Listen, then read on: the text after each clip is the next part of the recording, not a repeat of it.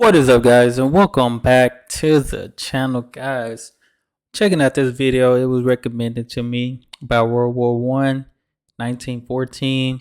Off the channel Epic History. Gonna check this out because y'all know I was in shock to see and know that there are still bombs, explosives out there that are still pretty much active and still working out there in Europe. And that shocked me to know. And I know some of y'all were like, hey, check out World War One. And I think they have a couple of series. I think they have about maybe 7 episodes just, going over World War One, things like that. So definitely had to check this out. It's on a major channel. It might get blocked, if it does, I would just put something over it, no worries. But hopefully it don't get blocked, given that it's giving some information on the history. So, but this is always interesting because we go over in school, we talked about World War One, two, all those things like that, but I feel like we don't go into super detail about certain things. So definitely gonna be interested to learn. Y'all might not even hear me talk too much on this one, but just gonna be interested in knowing and learning a little bit more about World War One, 1914. Y'all hit that subscribe button. Send down more recommendations. Let's check out some epic history.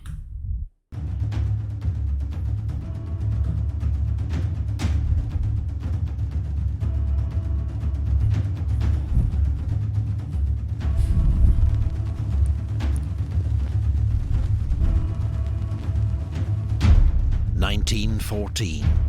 The great powers of Europe are divided into two rival alliances. The Triple Entente, France, Britain, and Russia, united by fear and suspicion of Germany, Europe's new strongest power. And the Triple Alliance, Germany, which fears encirclement by its rivals, Austro-Hungary, clinging on to a fragile empire, and Italy, seeking gains at French expense. The spark comes on the 28th of June, in the city of Sarajevo. Archduke Franz Ferdinand, heir to the Austro-Hungarian throne, is assassinated by a 19-year-old Slav nationalist named Gavrilo Princip. Austro-Hungary accuses its Balkan rival Serbia of having aided the assassin and sends an ultimatum demanding humiliating concessions. Serbia rejects the ultimatum, and Austro-Hungary declares war. Within hours, Austrian forces are shelling Belgrade. Oh man. The Russian Tsar, Nicholas II, feels honor-bound to defend Serbia, a fellow Slav nation, and orders the Russian army to mobilize. German Emperor Wilhelm II has promised his support to Austro-Hungary. He and his generals see conflict with Russia as inevitable, and the sooner the better, as Russian strength grows year on year. Russian mobilization is used to justify German mobilization, followed by a declaration of war on Russia. Germany knows war with Russia means war with Russia's ally, France. It has developed the Schlieffen plan to meet this threat of a war on two fronts. First, its armies will advance rapidly through neutral Belgium to encircle and destroy French armies near Paris and win a quick victory. Then its forces can move east to deal with Russia, whose huge army will take much longer to mobilize. Oh, dang, they had to worry about their front side and their back side on this one. And from the looks of Russia being so big, I know this probably took a while to dealing with Russia. East to deal with Russia, whose huge army will take much longer to mobilize. And so Germany declares war on France. 6 million men are now marching to war across Europe. Dang. Italy, however, remains neutral. The terms of the Triple Alliance don't bind it to join an offensive war. The United States also declares its neutrality. President Wilson and the American public have no desire to get entangled in Europe's war.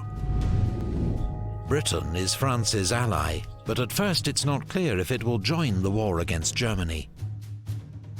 But when German troops invade Belgium, whose neutrality Britain has guaranteed, an ultimatum is sent from London to Berlin, demanding they withdraw. It's ignored, and Britain declares war. Dang. So pretty much it was almost all of Europe versus Germany. Austria-Hungary, we'll see. I ain't heard too much about them before. Britain declares war.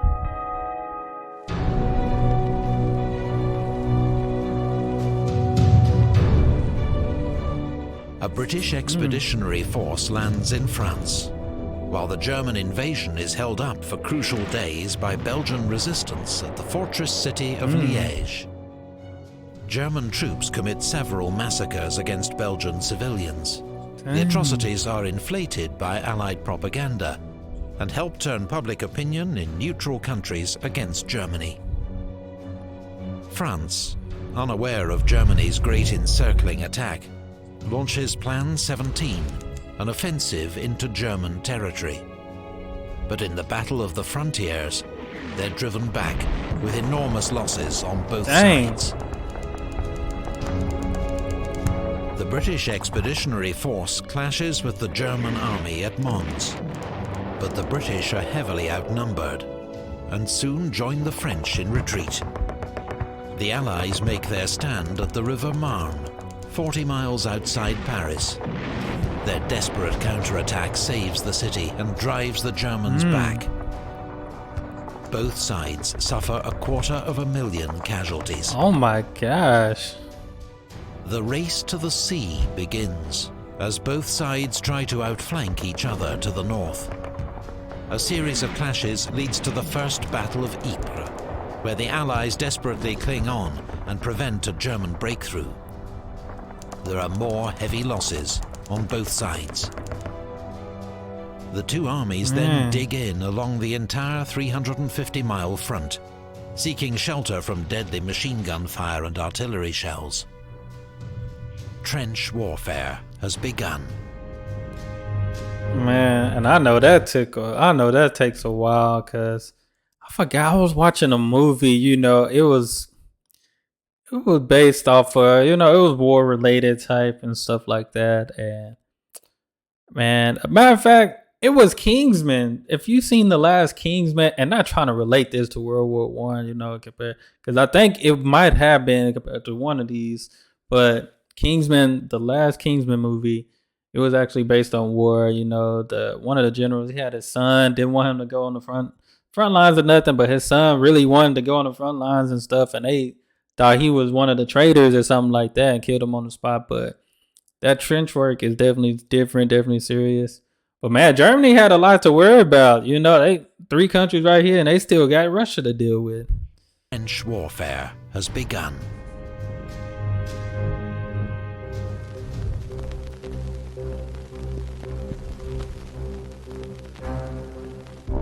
British warships win the first naval battle of the war at Heligoland Bight, sinking 3 German cruisers.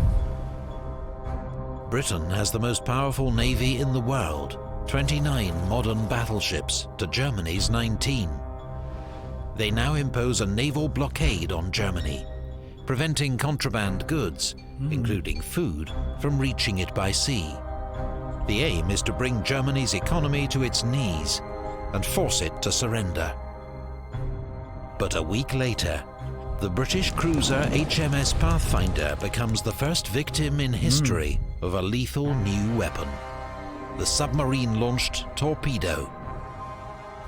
German submarines, or U-boats, have a surface range of 9,000 miles and can attack undetected from beneath the waves. They herald a deadly new challenge to Britain's command of the seas. Oh my gosh.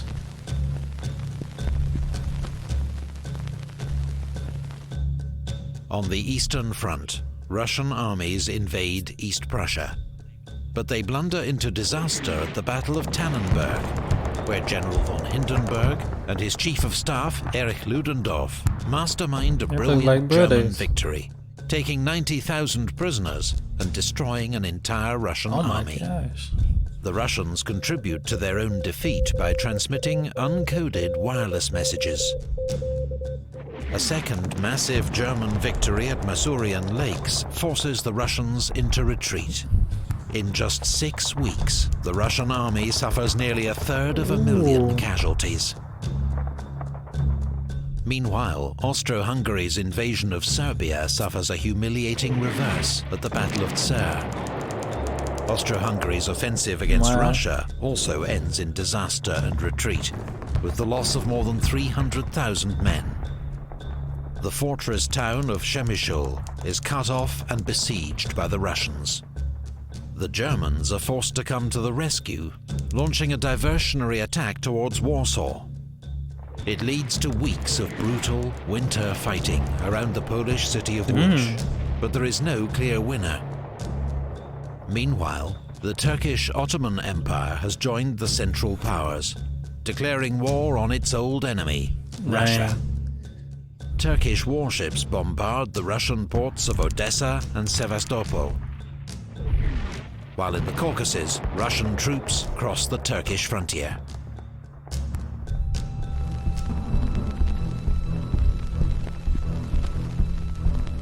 Guessing this when U.S. Beyond Europe, the war rages on the world's oceans and in far-flung European colonies. German troops cross into British East Africa, modern Kenya, and occupy Taveta, while Allied forces seize the German colony of Togoland, modern Togo.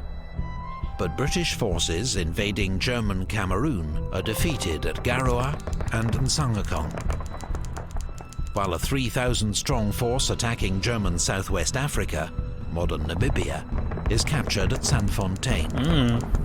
A month later, British landings at Tanga end in chaos and defeat at the hands of a much smaller German force led by Colonel von Lettow-Vorbeck. Cut off from Germany, Lettow-Vorbeck goes on to wage a highly successful guerrilla war against the Allies, tying down huge numbers of troops. Dang. In Asia, Japan honors its treaty with Britain and declares war on Germany. Japanese forces go on to seize the German naval base at Tsingtao. The German colonies of Samoa and New Guinea surrender to troops from New Zealand and Australia. But in the Pacific, seemed like Germany had a lot of places stationed, a lot of people stationed in different places around the world. But man, I feel like that's kind of like how the U.S. is now. Like there's a lot of U.S. I would say I don't know how to explain. Maybe territories or where they send their troops and stuff to be stationed at. It's a lot now. Troops from New Zealand and Australia. But in the Pacific, off the coast of Chile, German Admiral von Spee's powerful East Asia squadron sinks 2 British cruisers at the Battle of Coronel. Both ships are lost with all hands. 5 weeks later, he runs into a British naval task force at the Falkland Islands. 4 of the 5 German cruisers are sunk. Von Spee goes down with his flagship.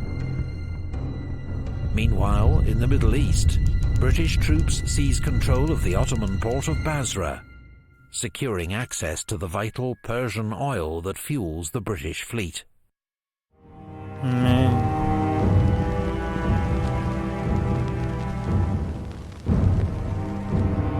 That winter, Austrian troops finally capture Belgrade. But the Serbs then counterattack and drive them back once more. The fighting in Serbia has already cost around 200,000 casualties on each side.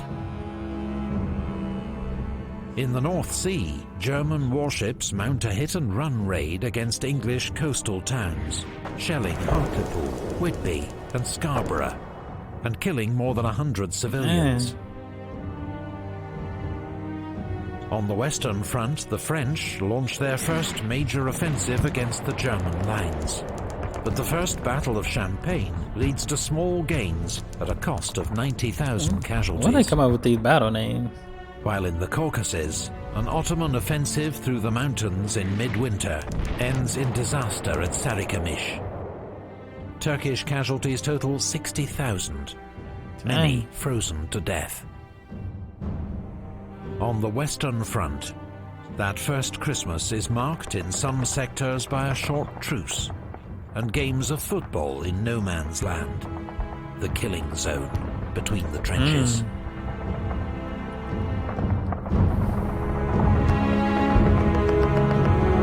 Man,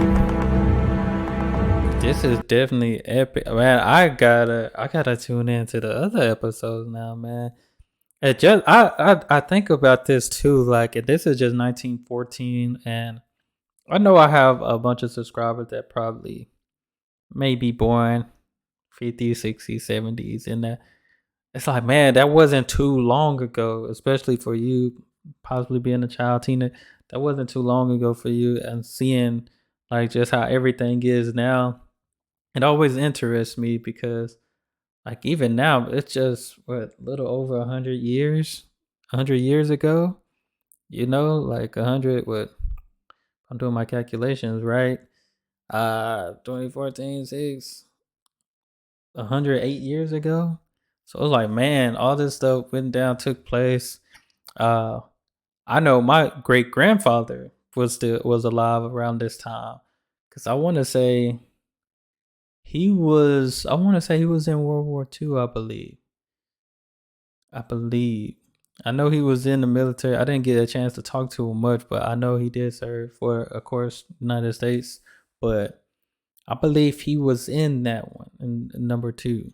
But just go to show, like, man, you're alive with people that were still alive around this time, and just what everything conspired. Because a lot of people lost their life too. Like, it's, man.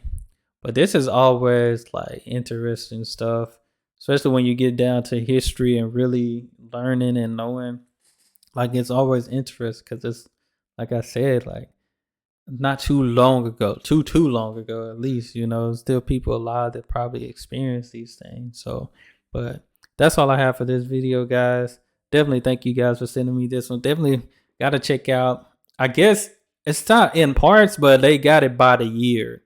So I think the next one, 15, 16, 17, 18, something like that. So they got it by the year. So definitely got to check that out. And hey, this was epic. This was very epic. But that's all I have for this video. Hit that subscribe button, and y'all be blessed, be the best, and be you. I'm out.